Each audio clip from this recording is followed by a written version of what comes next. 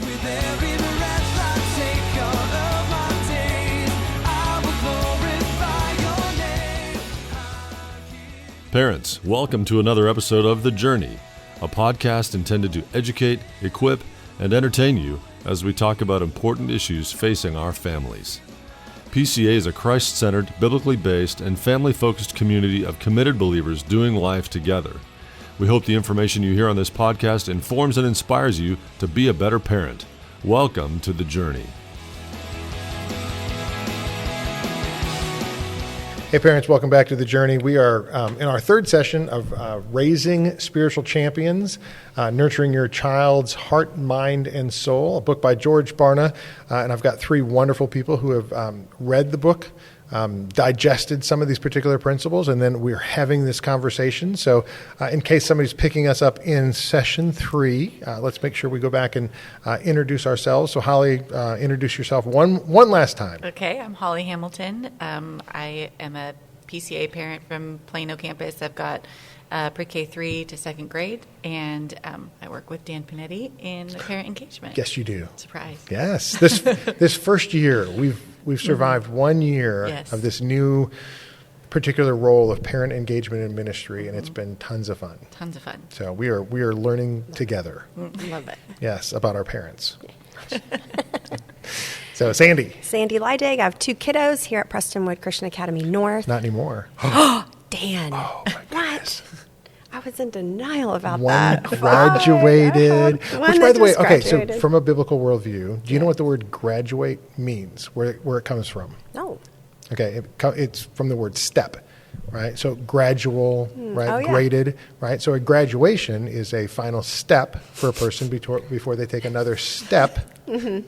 So, You're going to make me cry. That's fine. so It's fine. but it's so cool that you had a daughter who graduated, who Amazing. took that step, right? Completed this high school part, ready for Yes. the next step, Yes. right? As she goes off to Sanford University, via University. Bulldog out in Yes. Birmingham. Yes. So super excited for her. So excited for her. So you're right. I have So you have one. one. I have one here, Rocco. I'm a member here at Prestonwood North. Awesome. Love it. Thanks for having me. Yes. Joel. Joel Gordon, I got 4 kids. I'll try not to correct you on your kids. Yeah. though. Joel's like, I got to get this right. Yeah, 4 kids at PCA North from kindergarten to 7th grade. Attend Prestonwood North as well for church. Yeah. All right. Well, so we've read. We've had 2 conversations about the first 2 sections of the book. We've talked about kind of the what and the why. We've kind of gotten a little bit into the how. I think this last part for me was the who. Like, who, when we're talking about discipling our kids, right? Who are we talking about, right? What does that specifically mean? Who are the people that are influencing? And he's finally getting to. Right, Sandy, you asked this earlier, right? When do we get to the media part, right? Because the reality is our kids are being discipled, but a lot of times it's not the parents who are discipling the kids, it's social media and media in general.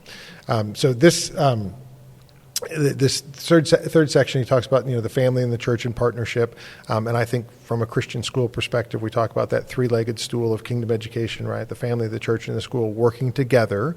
We'll get to that. But chapter 8 is about parents managing media exposure, and he just talks about that exposure to media is the most significant shaper of a person's worldview. What do you guys think about that statement? How can it not be, really? Right? Like, I mean, it's ubiquitous. It's everywhere. It's everywhere. Constantly in your face. Yeah. And I'll tell you, I'm a terrible social media person. I think my friends are sort of proud if I can post something because it's just I'm not on it enough and don't know how to use it. But I would say I think we model that. So parents spend a lot of time on that as well. You see all these kind of sad commercials where you see a parent on their phone and their little 1-year-old toddle in and they're trying to see what you're looking at versus that quality time. So I think it has to start like everything we've talked about today. What standards are you setting? What does this look like for your life, right? If you're going out to eat and you're on your phone immediately, what do you expect your kids to do? And then I think when they're younger, it's easier sometimes just to say, like, here, take this and please be quiet for like a minute, right? But it's hard.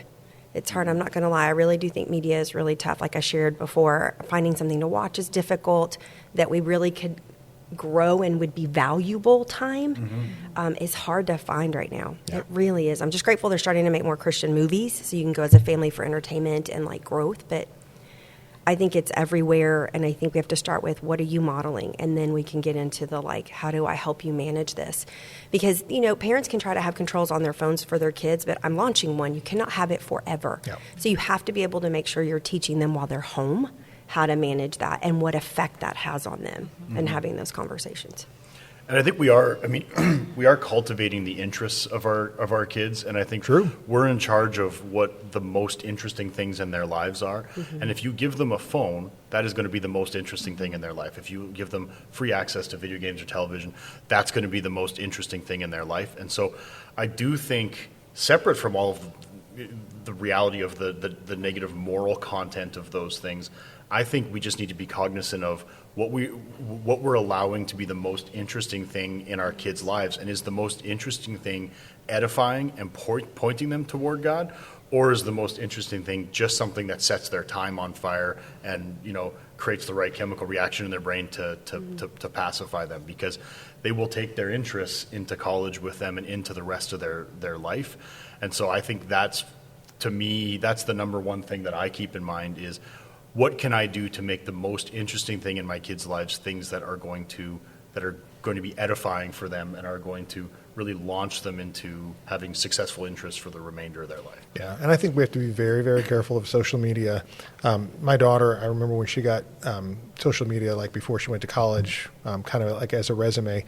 But before that, she didn't want anything to do with it because, right, they'd have, you know, table group at church and everybody would be on their phones and they would be talking about things that they had seen on social media instead of talking to each other.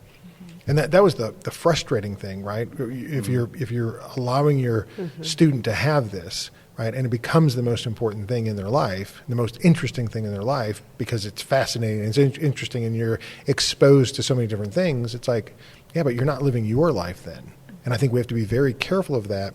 If you train young people to be far more interested in their life and, you know, the proximity of the people around them, then it could be something that you kind of like, you know, every once in a while I want to look at something to kind of see what's going on, but I don't get lost in it, right? And so, you know, that balance has to be the tension. And I think for those of us who are not digital natives from birth, right, that we were handed a cell phone. You know, I didn't get a cell phone until I was like in my late 20s. I didn't get a smartphone until I was in my 30s, right? And so the smartphone for me is like a tool, right? But it's not something that I've grown up just digesting from, you know, an early age. And I think that's one of the things is so many different books are out there and research is out there. You know, if you can delay giving your kids exposure to the internet and to social media until they're, you know, 16. And I know when I say that number, parents are like, what? Like, that's an impossibility. It's like, well, it's really not. They're not going to drive till they're 16.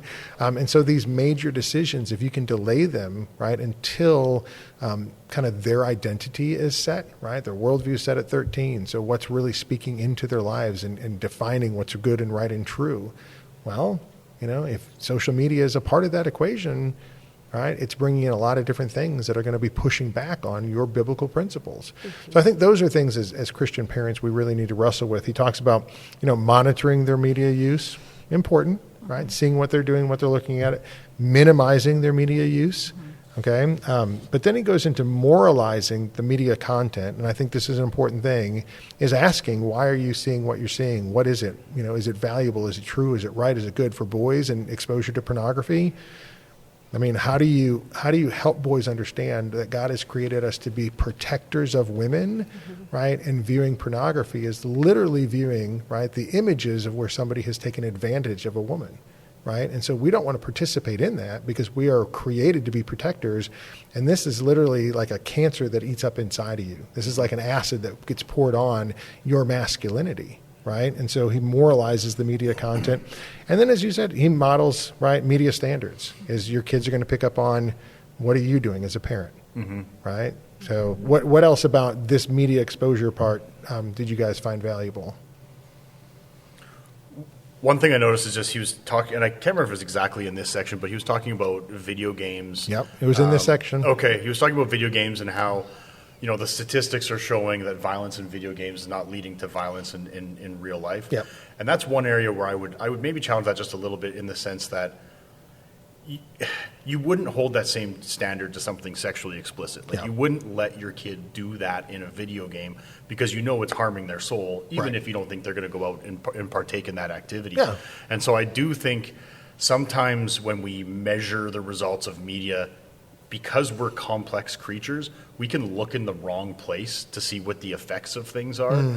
And so I don't think it's necessarily getting a complete picture saying, like, hey, you punched that guy in the face in a video game and you haven't punched someone in the face in real life, so there's no correlation. But I think the question becomes, what is that media doing to your soul? How else is that compromising you in a way that it can't directly be understood or measured? And so I think that's an important understanding, is to realize that we are complex, and you can't necessarily study the way media affects us and affects our kids, and then, that's all you need. You got a complete picture. This is really, as it relates to media, you need the participation of the Holy Spirit to really guide and lead in what you allow your kids to do and partake in. Because these issues that relate to your fundamental formation as an individual, are just too complex to understand from a scientific, materialistic standpoint, and they really are spiritual issues. Yeah, because we're looking for like cause and effect, and we're more than just cause and effect, right? One of the things that like in our family, we'll watch movies, and every once in a while when the language gets too bad, right? It's just kind of like, why? It's so frustrating, right? But from the world's perspective, that's how people speak. Well, from our kids' perspective, right, they're really sheltered and protected from a lot of people swearing, right? We don't swear in our home. We don't expect people to swear at our Christian school. But it's definitely minimized as opposed to the world. And so I think that's an important aspect, right? If you just sat and watched movies or video games where the language is constantly, curse and the violence is there and the sexuality is there, it's like, yeah, what's it doing to you as an individual? It doesn't mean that there's going to be a direct cause and effect. I'm going to go do these things, but it definitely changes your impression of things and your understanding of humanity and your role in it. And I think that's an important part. You can't just sit there and consume something for 10 or 15 years of your life and say, well, it had no effect on me. Of course it has an effect on you, right? It's what you found valuable, and it's where you spent your time. So it's going to find its way and play itself out in some part of your life, right? But it may not be, that I'm going to go and do that specific action. Yep. So I think that's an important part from a parenting standpoint, to realize, yes, these things do have an effect, even if it may not be a specific cause and effect ramification. And you've got to get off of autopilot, because I think we're so busy. This is a wonderful scheme of the enemy, really, in this culture today. We are so busy. I was talking to my parents that were in town this weekend for Blake's graduation, and I remember back in the day, they would come home from work at like 4:30, 5, and they were done for the day. Right? And I don't know what that world looks like anymore, because I don't feel like that's my job, right? I work from home, and I feel like I'm attached constantly all the time, right? Yep. So I think we have to get off of autopilot and be just back to that intentionality.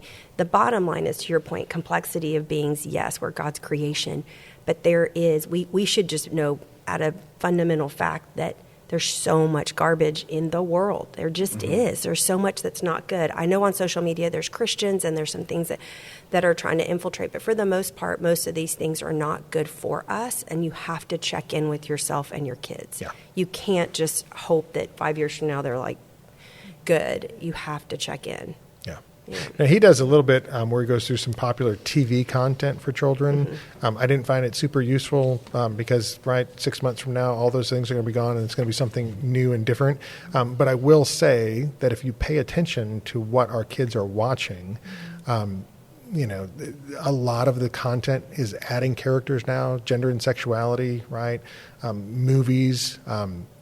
We have to be, cognizant of what our kids are being exposed to.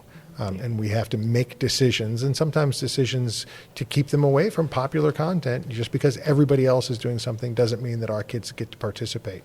But then we train them to the point where right, as they're evaluating things, right, they can go see things and they can really understand the worldview behind it, and they can find the message that's good and right and true, even in the concept of the stories that are being told. And so I think that's an important aspect, right, is that we don't want to be just consumers of everything that the world puts out, but we also have to realize that we're going to live in this world, right? So we want to, right, be in it but not of it, right, and find a way to be Daniel in Babylon, right? Well, I'll learn the language, right, and I'll figure this stuff out, but I'm not eating from the king's table, right? That there's lines that we've got to draw, and I think that's one of the things that he's talking about, from a raising spiritual champions is that you've got to pay attention to all those things that are going into the development of your kid's mind and heart and soul. Yeah. Friends, the TV show Friends, I grew up watching it in college, and, my kids, specifically Blake, started watching it, and we watch it together. And they have sex all the time on the show, and they talk about it all the time, like with random people or whatever, right? And she's like, Mom, you watch this? You're like, I really wasn't paying attention. But it's a great opportunity to say, hey, that is not the way it should be or normal. They're making this seem like it's completely normal. So it's also an opportunity to have dialogue. Just be careful. It is pretty normal. It is. You're right. Should it be? That's unfortunate. That's so true. It's very unfortunate, right? Yeah. That is the way a lot of people live their life, right? And the concept you have to understand is that the way you want to live your life, right? Because when you walk onto a college campus, I'm just saying that the normal expectation is that, just telling you, right, sex is like an introduction now. Yes. Right? Instead of shaking hands and getting phone numbers, it's like you have sex with somebody, and you're like, whoa. So if you want to raise a son or daughter to be different than that, right, understanding that, maybe that is what the world does, but that's not what we do. Yeah. Right? We're gonna be different. And so having those conversations is important. Super important. Watching a TV show and you're like, let's talk about this for a minute. And I want to make sure I understand what you think, and let's dialogue that, because it's so in your face and it's just very subtle. Yeah. Joey is laughing about the girl he can't remember that he slept with, right? And everyone's like, he, but the reality is like, that's terrible. Yeah. So having those conversations, I think, is important, because again, it's hard to find a whole lot of content that's worthy. Yeah, but using the content to teach them and train them, right, can be something as a Christian parent that we can do and we can use, and I think that's an important part, right? Monitoring, minimizing, moralizing, that's right. Helping them understand it, right, and then modeling it for them as you go through there. Anything else on the media content from this particular perspective? Be vigilant.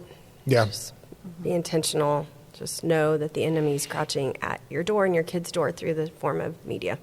And it's starting younger and younger. Oh, my goodness, yes. Like the examples that he gave in the book were somewhere in the range of like 7 to 18. Yep. But I think about, like, I've got a 3-year-old at home, and some of the beloved children's shows now have 2 dads that they're introducing into the storyline, or I don't know if I want to be this gender anymore, and that kind of stuff that, like, I didn't know that was in there, because when I watched it, or when, the episodes that I did see, it was not part of it, but then it just starts to trickle in, and younger and younger ages. My 3-year-old doesn't need to be seeing that, neither does my 7-year-old, so. Wow. And just even the concept of beauty, right, from a girl's perspective, right? I have a daughter, and I think that's one of the big things is just, what is considered beautiful in our image, based conscience today.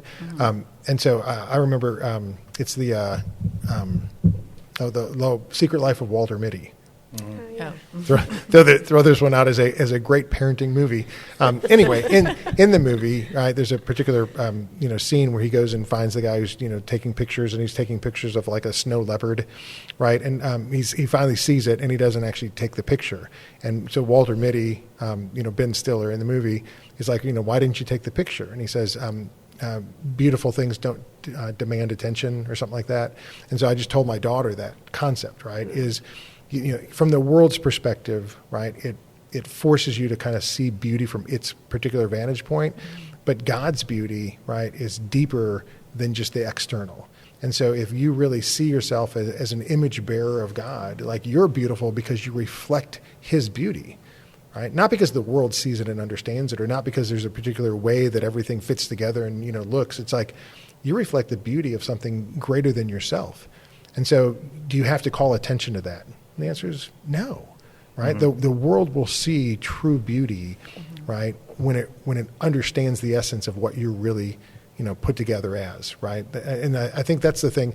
When I met my wife, right, that was the thing that captured me about her.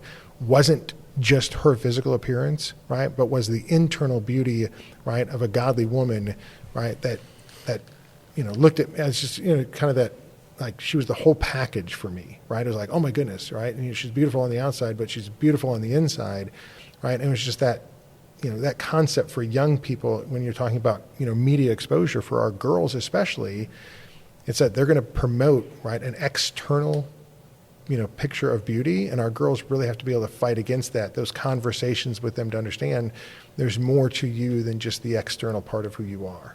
Boy, and you see those challenges in Christian schools still. Yeah. I mean, I'm not going to lie. I think I've been shocked by some of the things that I see wonderful Christian parents allow their kids to walk out of their home in, and then to have to talk. Of course, when you said their kids, yes, the thing that I immediately thought is right when mom and dad are walking out and they're wearing the same thing.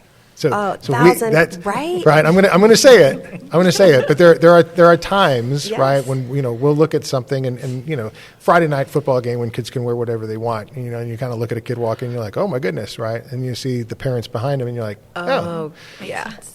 Okay, we have to model for our kids, yes, right? And I'll say this. I just got done reading Rosaria Butterfield's, it's called 5 Lies of Our Anti-Christian Age. She deals a lot with homosexuality and transgender issues, right? But she throws in there the issue of modesty. Mm-hmm. And she's like, modesty has to be brought back as a woman's value, that there's more to me than my physical appearance. Well, I love that. And it's so such needed. Yes, and for our girls, right, who are beautiful, yes, because they're created in the image of God and they're a daughter of the King, for them to grasp that's where you get your true beauty from, right? Yes. And if you've got to expose more of the flesh, right, so that people think you're beautiful, just understand what you're saying is this is where my beauty comes from, yes, as opposed to saying, right, there's more to me than just the external. And if you want to get to know me, right, you've got to be able to move past the external to the true value of who I am as a woman. Yes. And I think as Christian women, right, that's going to be the movement pushing back on that, is saying, hey, there's more to being a woman than just your external. Mm-hmm. Right? 1,000%. It's a conversation I've had with Blake. As I've raised her, I think any parent of a daughter will have that conversation because there's so much out in the world in Christian churches and schools that they're like, but that person is wearing barely anything. And it's like, yes, but is that who you are? Is that what God calls you to, right? That's right. And, truthfully, boys pay attention to that. That's right. Right? So girls are kind of pushed up against that reality of like, well, that's nice attention they're getting, but what kind of attention is that? And is it for the right reason? So again, it's all about having that relationship with your kids where you're able to just have dialogue. Yeah. There's not, you're not trying to pass judgment on your kids or them. It's like, do you really want to do that? Is that the way to honor yourself before the Lord? And is it helpful to boys? Mm-hmm. I have a son, right? And do I want my son to see that? No, I really don't. I'm grateful Rocco's like, that's, not my jam. I'd rather have someone that's more modest, and because his sister's really modest. And but that's a big topic, I think. And social media is absolutely putting out there what these idealistic relationships look like, what the idealistic, image looks like for men and women, whether, whatever that might be. How much time you spend in that, I think, has to affect you. It just does. Yeah, and to kind of piggyback off of that, I think, and this ties back into the friends comment as well, I think one of the things that I've found, we've talked a little bit about as parents how to approach this stuff. One of the things that I found, like, from a kid's perspective, is to really ground them in the fact that there is a cost associated with these decisions. That's right. So what social media and friends and these things do is they take a fleshy behavior, they hide the cost, and they present the behavior. Yeah. Mm-hmm. And so kids do recognize, if you tell them, like, listen, you are spending eternal currency on momentary pleasure, and this has a real cost. There is something you are losing from your soul when you tell a lie, when you, whatever sort of compromise you make in life, there is a real cost, and it's hard for you to see, and it doesn't manifest itself necessarily right in front of your face. But that's from friends to social media is, I think, what really sucks our kids in is because they see all the behavior and they don't see any of the sadness, any of the misery, any of the cost.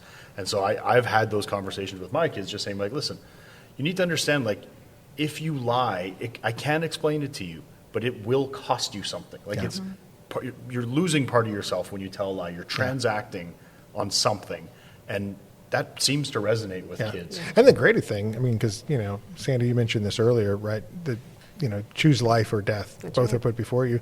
The cost isn't just for you, but when you lie, right? When you sin, there's a cost, and somebody paid it. And it was death, right? Because it should be your death, right? But we believe that Christ took that for us, right, and paid that. But here's the deal: every time that I sin, in a sense, right, I'm putting Christ back up on the cross, saying, "Hey, I need you to pay for this again. I need you to pay for this again. I need you to pay for this again." And it's just like, hey, right? We have a choice, right, where we don't have to sin. Right, because I've not only been saved, right, from the power, but I can be saved from the presence and the penalty of sin.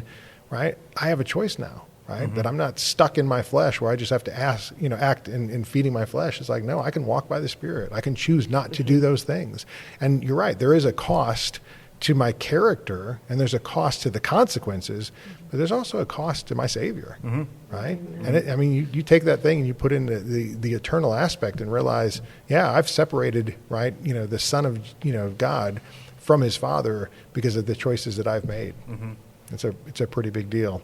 So getting to chapter 9, he's going to talk about the role of the church.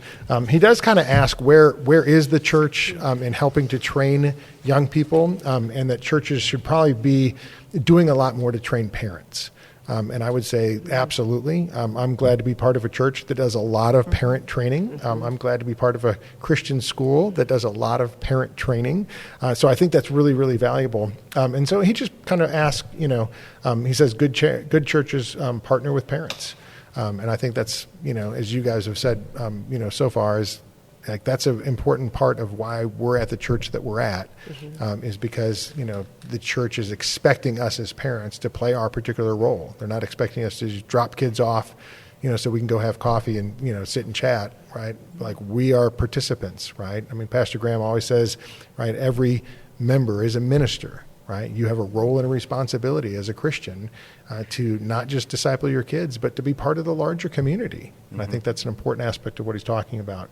Anything else about the church aspect that was valuable from what you read? I just appreciated that he went through some things as a parent to like practical examples to look for in a church when deciding where you're going to place that care for your child. And it wasn't like, do they like the snacks? Is it fun? Like, did they have a good time?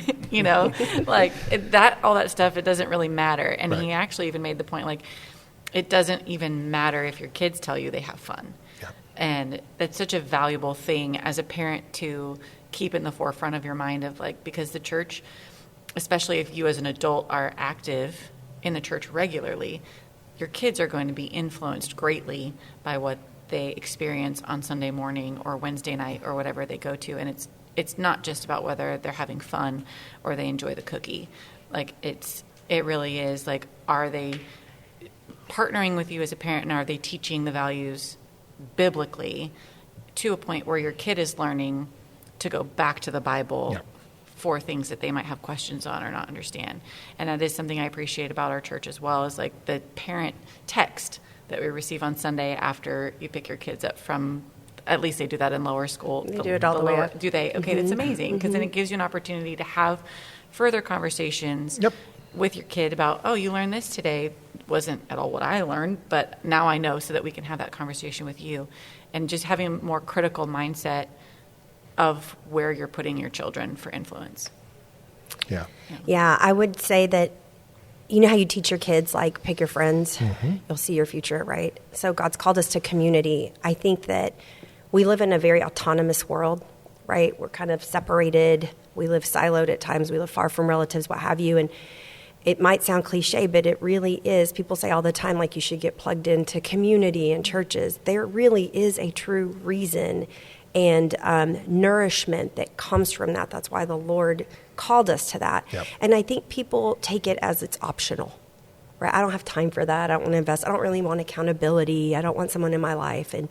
But we've been at different churches before, Prestonwood, and I can't say enough great things about our church. I really think they have an incredible way to balance providing opportunities to plug in, to serve, to grow and learn, and to equip parents. Some other churches really don't offer that. There's different kind of philosophies around, like, we don't want you at church, we want you in the world, so we don't provide anything. And then some that are like, we only want you here. There's a beautiful balance that's provided in this community, but I can't. And then the school is a sacrifice. People who send their schools to these private schools, for I think most, it's not like it's this like, great, I have all this money sitting around, let me just go pay this. It's a true sacrifice that you make because you know what your kids are getting, at least at this school, Prestonwood Christian Academy, right? And it is such a true biblical, solid education with teachers who know my kids, teachers that pour into my kids and have questions, ask questions, partner with me as their parent. And that's unique. I think that's what makes, for sure, this North Campus and the Plano campus so unique. You really don't find this, I think, anywhere. It's an incredible blessing, but it is a sacrifice that you make as parents. Well, Barna says this. He goes, a word about Christian schools. And I was like, we didn't get a whole chapter. He said, public schools are no friend to Christ, right? And I think the reality is we understand that. We know that. And I think, unfortunately, there are a lot of great, wonderful Christian teachers, administrators in the public school trying to push back the darkness. The unfortunate thing is there's so much, right, that you can't, even as a Christian teacher or administrator, address, that your hands are literally tied to really speak truth into kids. So if a kid wants to be, Colorado just passed a law, right? The state of Colorado, when a kid comes up with whatever their pronoun is, and which, by the way, it's kind of funny how it's worded. It's not just a gender pronoun, whatever they want to be called, right? So if your kid thinks that they're Spider-Man, right, and they're like, hey, teacher, call me the amazing Spider-Man, then, right, the state of Colorado, right, has dictated, right, that as a teacher, that's what you have to do. So if they want to be, go by his, her, them, they, whatever it is, and I'm just like, yeah, if you're a Christian school or a Christian teacher in those particular schools, what do you do, right? Because as soon as you don't follow those particular rules, right, then you go find another place to work. And so I think that's a difficult thing. I love being in Texas where we're a little bit insulated from the craziness of the world, but it doesn't matter, right? It's here and it's coming. But he goes on to say a Bible-based Christian school can be an enormous help to a parent. And I think from a person who was not a private Christian school advocate, my wife was a public school teacher, and we were going to be in the public school. We were going to be salt and light, and I couldn't wait for that opportunity. And then God, in his gracious, wild sense of humor, was like, oh, you know what? We had to drag the Panettis into PCA kicking and screaming. And he did. And my eyes over the last 20 years have been opened up to the valuable partnership between Christian parents and Christian schools. And I really never paid attention to that. I was just like, it's my job as a dad, right? It's our job as a family to disciple our kid, right? I don't need other people to help. And all of a sudden you realize, oh my goodness, my son and daughter aren't spending every minute with me, okay? For 8 hours a day, they're at a school.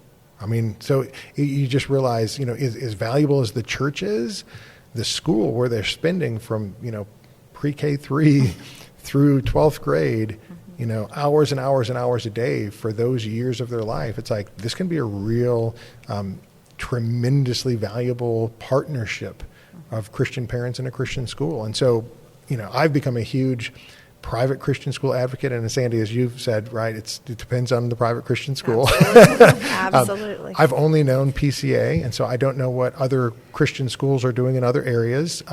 But I'll say that there's a lot of great things that are happening at PCA, a lot of great training and development, a lot of teachers who get to know my son and daughter, right, and speak truth into them and invest into them, a lot of great opportunities to train them that I go, oh my goodness, like for me to be able to do that at home, right, I don't have that much time with my son and daughter, right? So for that to be exponential growth on top of what I'm doing is just so valuable. So I wish he had given more time to the value in training your kids of what a Christian school can really offer. But we're sitting here and we're experiencing it. What would you guys say to that particular perspective? I mean, education is absolutely critical, and I think next to homeschooling, I think the best thing you can do for your kids is send them to a Christian school. Yeah. But I do still think the reality of a Christian school is a Christian school has kind of a fixed worldview and is going to teach that. And I do think Christian schools that don't teach other worldviews to help understand where those come from and why those may have came about. Yeah. I think that could be a challenge that does create an unhealthy level of sheltering. Yeah. But I do like some of the efforts that PCA makes where you are given a Bible-based education, but you're also taught about some of the other religions, belief systems, structures that are out there and where they came from.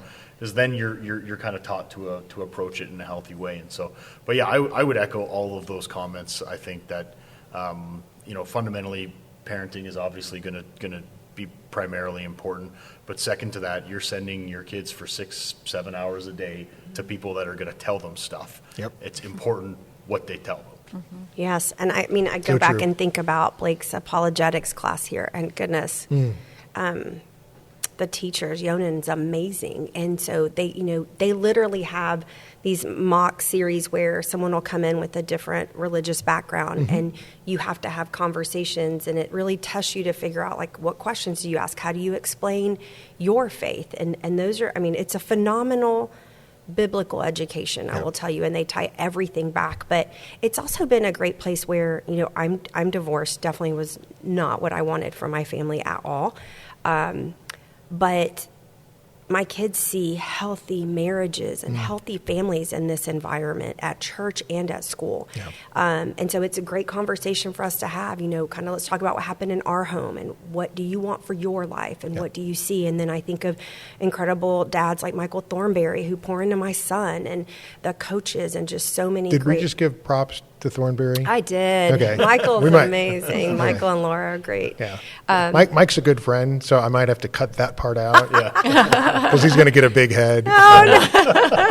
Listen, he's been phenomenal He is. with Rocco. And Great so guy. in this environment, it's not just education, it's community. It is. These parents Yes. are all in. We plant And prom. can I tell you, that's the one thing. I think I was so, I hate to say this, prideful in my 20s to think that raising my kids was my responsibility, even though he says it's you're the primary responsibility. But I really felt like I could do it on my own. You know what I mean? Yeah. And it's just like the one thing that PCA has taught me is you don't have to do it on your own, right? And you really can't, right? There are so many other people that speak life into your kids. And as you said before in the media one, right? There's a lot of bad stuff that you have to monitor and you have to, help them. But there's so many other great people. Well, Thornberry, great. All my boys, know and love the Thornberrys. But so many people can speak life into them that here's the deal, connect with my kid differently, right? Different teachers, different coaches. I mean, I just think about the wonderful coaches that my kids have had over the years that don't just teach them how to perform on a field, right? But can teach them how to be a man and woman of character. Yeah. And I'm just like, that is so valuable. And it's such a great addition to what we're doing in the home, right, and the church. But to add the Christian school component to it, to me, is just like, oh my goodness, exponentially great. I was sad that he only gave it, a word for Christian schools. I was like, man, give us a chapter, because if you're training your kids, the Christian school can be such a valuable component that I think, people like me that wouldn't have considered it, and God just, literally drug us here. Right, I was complaining the entire time. I'm like, no, we don't want that. I know what they do at private Christian schools. They sit around the fire, they eat s'mores, and they sing Kumbaya, right? But they're not preparing them for the real world, right? And then I came in here, and it's just like, here's the deal: you can, if you want, we can talk about anything we want here from a biblical perspective to prepare the kids for the. I was like, I didn't know we could do that, right? It's a game changer Right. for I thought we kids. had to, stay away from all those subjects, and you realize, no, you don't. You can talk about it. What do you want? The Biblical Worldview Conference, right? Where we're going to address whatever, Student Leadership Institute, right? Whatever it is, like great training opportunities for our kids. And then even just a biblical worldview woven into the classroom, right? From pre-K all the way through 12th grade. I just never knew that it could be this valuable from a parenting perspective. It's so rich and so incredible to get to see your kids experience that. I do think not all schools are created equal. And And some people do think that Christian schools are kind of sheltering. Yeah. We're not looking to shelter our kids. We're looking to send them into the world equipped. Amen. Right? And we do that so well here. And Connor Bales is incredible to see him on the golf course when my daughter's playing, and his son. And it's just incredible community. So it's been a huge blessing. It's awesome. I love that. Anything else about a word for Christian schools? I have a little bit of a different perspective, but still on the positive Yes. for the Christian school, because I do love it. And I think it's sometimes Christian schools get a bad rap for it's a bubble, or kids aren't, you know, even interpersonally. Yeah. Like all the kids, you know, I want my kids to experience what other kids are like, or what it's like to rub against someone in a different way or whatever. And I think the reality is, like, we're all sinners. They're all little sinners. They're all going to still, you know, and I think the part that's valuable that I've experienced with my kids being so young is that the overall umbrella of the school having the biblical perspective and the mindset of it is that when we do and we will experience things from different parenting perspectives, and therefore kids behave differently, or they interact differently, or different than I would expect for my kids, and that's rubbing off, and this is changing, and that there is an overall biblical standard that is very clear, and it's a support to both sides of those interactions, and because there's something very clear to look at for your kids' sake as well. That there's not just like this flippant mindset of this parent does it this way, this does that way. There's an expectation that we're all on this journey together to raise spiritual champions. Yes. You know, within this umbrella of support from the school, that we can work through these things that we will inevitably face with our kids. And honestly, I mean, you know, PCA is not perfect, right? I mean, you know, we're here. But I do like, so, I mean, I just remember one time, you know, examples. We're at a football game. We're playing at, you know, a different stadium. My son's out there playing, and one of the dads, it was a terrible officiated game. Never had that before. But one of the dads just starts, you know, just railing, you know, the officials and yelling at the officials. And I just stood up, turned around, and I told him, I said, hey, listen, you can cheer for your boy all you want, but we're not going to yell at the officials. And he said to me, he said, I paid my money. I can do what I want. And I said, not here, you can't. Mm-hmm. And the principal walked up to that person and just said, here's the deal. We'll ask you to leave. Right? Mm-hmm. And here's the deal. And if you don't like it, we'll ask you to leave the school. Mm-hmm. Right? Not just the game. Because the reality is we model Christ. Because that's the last thing he's going to get into is when we fight for our children. We model this for our kids. Right? Our kids pick up on what's the most important thing. Right? And is it winning the game? Right? Or is it being Christ-like in your attitude and the way that you interact in all aspects of life? Mm-hmm. Right? Because you can win a game and be a lousy human being. Mm-hmm. Or you can lose a game, right, and be a Christ follower and say, hey, I lost with character. And it's just the concept is which one would you rather have? And I think, you know, we'd rather have Christ-like characters who win games. I get it. I totally understand. Right? But that's the concept that he's trying to get to, right, is what really is most important for us as parents. And I think that was my takeaway, right, in the midst of all the different studies and research that it gave me and all the different statistics that I got lost in. At the end of the day, right, he's saying, what's the most important thing for your kids? Is it their spiritual development? And if it's not, right, you better pay attention to it, because that's the most important part of who your kid is. Mm-hmm. Well said. Perfectly said. Yes. Yeah. Anything else? Last words on Barna's book? I think you said it well. Yeah. Mm-hmm. No, I think this was great. I Awesome. couldn't agree more. Well, appreciate you guys reading the book with me, having the conversation, and just recording a couple podcasts for our parents, hopefully to be able to be encouraged and equipped in. So thanks so much. Thank Thank you. you.